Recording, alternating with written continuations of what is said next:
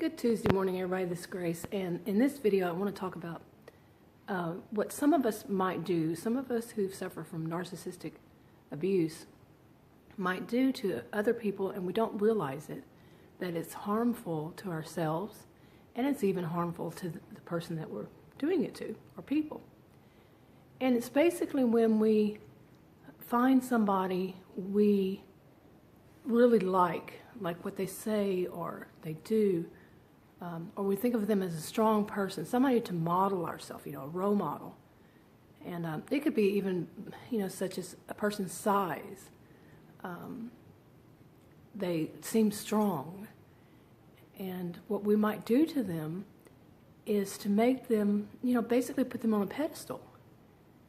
Or just somebody, maybe we don't even admire the person, but like I said, size, and we think this is a strong person. And when we see what some would say is a weakness, like crying, which is not a weakness, but you see that strong person and you see them cry, and it just boggles your mind a little bit. And you think that's a strong person, they shouldn't be crying. And it knocks them off that pedestal. And anybody put on a pedestal is going to fall off, and it's going to hurt. And not just them. Chances are it'll hurt you too. Okay, now this is on my mind because I was thinking about what had happened to me. I have been on both sides of this. When I was younger, I did it to people, because I think basically we're looking for that role model. We were, when you're younger, you're looking for someone to kind of model yourself after. Somebody who seems to have it all together. Nobody has it all together. We all are human. We all have our strengths and our weaknesses, and we're equal as humans. But we have our strengths and weaknesses that are different from one person to the next. And I was on the other side of it too. Like Adam had told me probably somewhere in the 2000s that people saw me as the person they go to when they have a problem. Family, friends, that kind of thing.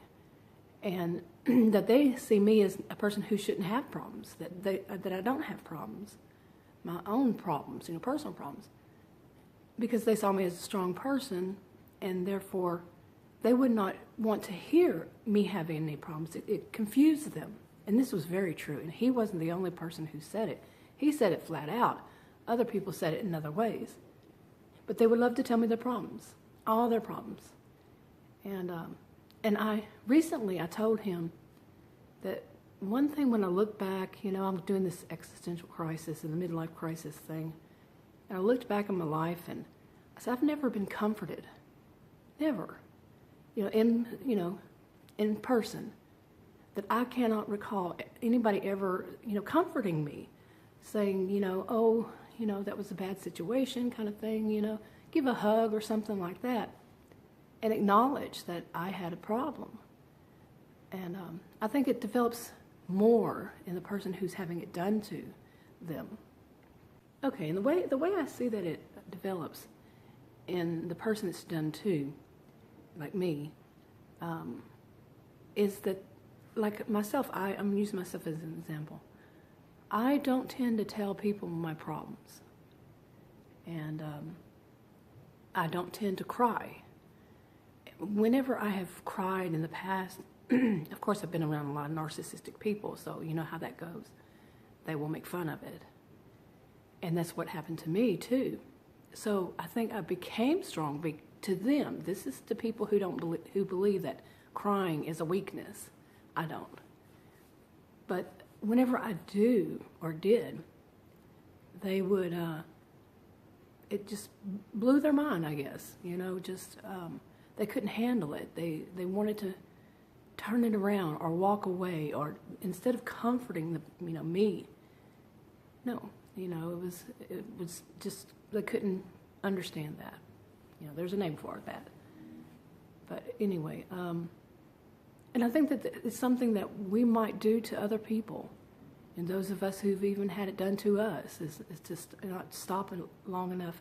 I can't think of anybody I've done that to, but I can see it as a possibility. I can see that in the past I did put people on pedestal, and then when they fell off, it was mind-boggling, but you go on, Still, that when I was younger, like I said, much younger, that's wrong. That's wrong to do to somebody because, especially people like if you see a man or a woman who's of a strong body, has a strong body, that inside them is a human.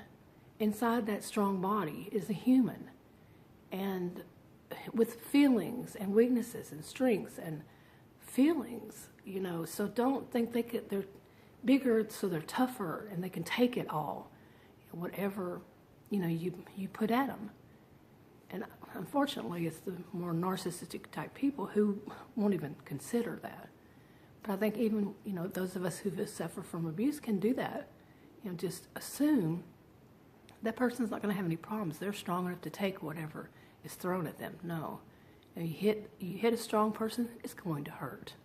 And that's verbally or physically, however, emotionally. It's going to hurt them. They're human.